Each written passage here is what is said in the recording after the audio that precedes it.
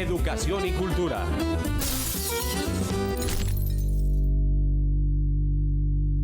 Aunque el Ministerio de Educación Nacional asegura que la presencialidad avanza de manera exitosa, lo cierto es que no todos los estudiantes han podido regresar a las instituciones educativas, entre otras cosas porque la capacidad de las aulas y el tamaño de los grupos no permite que se cumplan con los protocolos de bioseguridad establecidos por el mismo gobierno. En los salones donde antes recibían clase entre 32 y 45 estudiantes, hoy solo pueden asistir 12 o 15 para cumplir con el distanciamiento físico de 1 metro.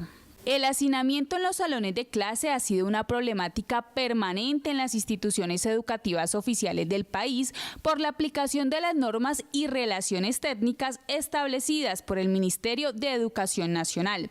Según las relaciones técnicas, el número promedio de estudiantes por docente en la entidad territorial es como mínimo 32 en la zona urbana y 22 en la zona rural.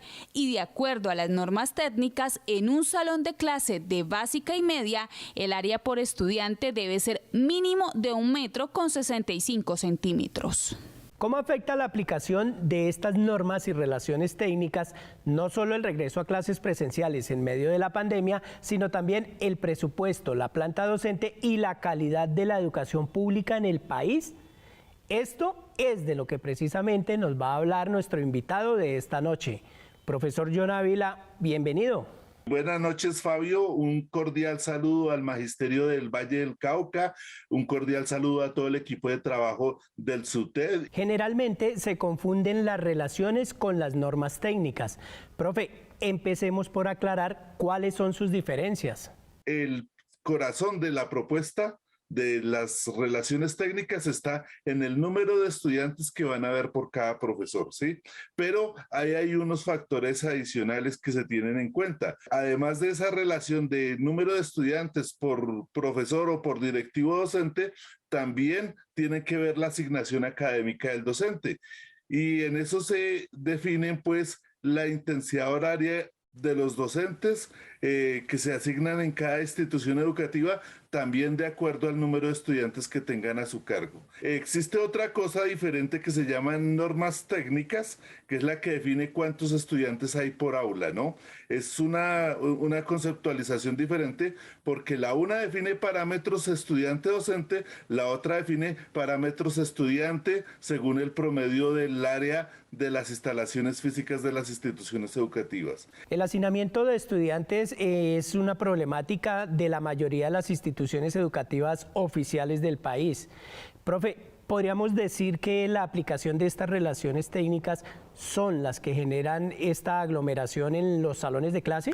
El gran problema es que estos parámetros están estandarizados y se asumen homogéneamente y se aplican uniformemente para todas las entidades territoriales, independientemente de las poblaciones y de las características geográficas, físicas, locales, étnicas o particulares de cada población educativa. Como se calcula globalmente, al hacer promedios matemáticos y promedios estadísticos, las instituciones educativas con menor población terminan trasladando el parámetro a su cargo a otras instituciones educativas. Y entonces se da el caso de que en las grandes urbes tenemos instituciones educativas donde en las aulas de clase hay 52 alumnos, 42 alumnos o más de 45, porque hay otras instituciones educativas que no alcanzan a cumplir el parámetro. ¿Por qué se hace eso? Porque es una fórmula de financiar la educación con arreglo a la demanda, que es una receta de mercado, ¿no?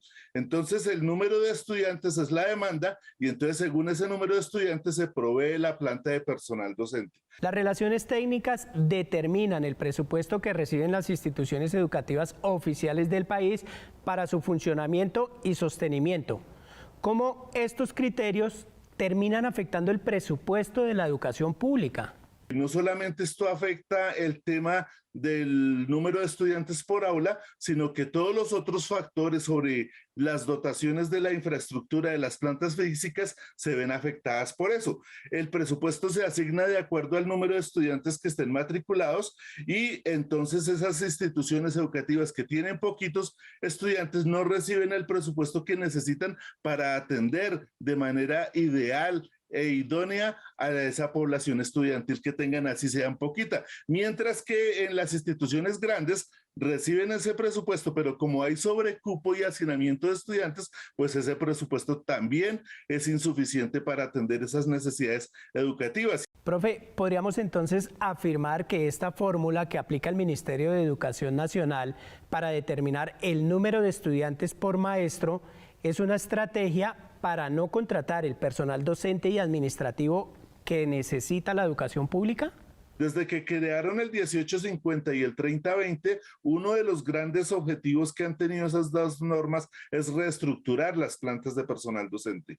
¿Cómo se reestructuran las plantas de personal docente? Aumentando el número de estudiantes por docente, aumentando las cargas académicas a los docentes, disminuyendo los tiempos que los docentes deben dedicar a sus actividades académicas y de investigación y de evaluación e incrementándolos en sobrecargas laborales. Toda esa serie de fórmulas que se han puesto en práctica desde ese entonces han servido para ese reajuste de la planta de personal docente y para no nombrar docentes nuevos de acuerdo al crecimiento en la población estudiantil, ¿sí?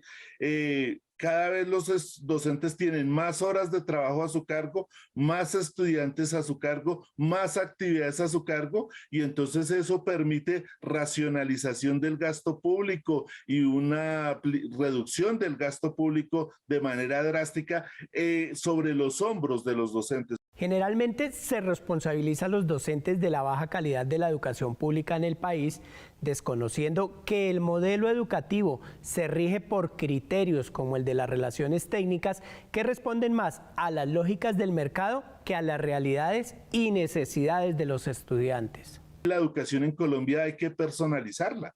Hay que generar alternativas pedagógicas que permitan mayor diálogo, mayor comunicación, mayor sintonía del docente con los estudiantes. En Colombia no sirven los esquemas educativos y los modelos educativos masificados. Nuestros contextos tienen que transgredir la realidad social y entonces en esa transgresión de la realidad social tenemos que apartar al estudiante de sus problemas temporalmente y utilizar sus problemas para que él sea una persona que supere en conocimiento, en formación, en aprendizaje, en convivencia, y eso significa que ese proceso debe ser más cualificado, debe ser más cualitativo, no cuantitativo como está ocurriendo, ¿no? Entonces, en esa medida, esos parámetros son culpables del fracaso educativo en educación.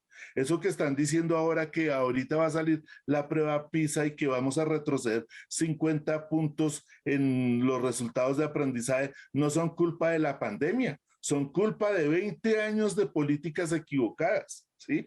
De políticas equivocadas pensando más en el parámetro que en las necesidades sociales y personales del estudiantado. Una de las mayores dificultades que hoy se tiene para regresar a la presencialidad total es la falta de espacios amplios que garanticen el distanciamiento físico de 1 metro. Profe, ¿qué hacer para garantizar que el 100% de los estudiantes regresen a clase? Necesitamos unos espacios más generosos, más abiertos, más solidarios, y que el entorno físico es fundamental para la relación pedagógica, ¿no? Y que hay que discutir esas condiciones, ¿no?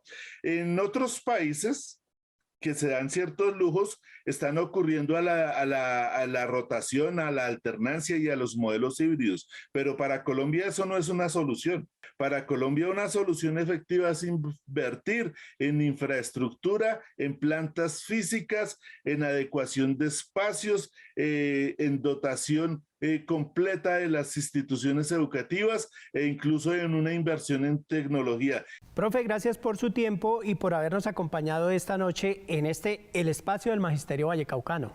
Buenas noches a todos, un abrazo, un saludo combativo porque tenemos que seguir enfrentando este neoliberalismo de mercado que instrumentaliza la educación y a los seres humanos que estamos involucrados y comprometidos con ella. Otro proceso político pedagógico es diferente y tenemos que trabajar en eso.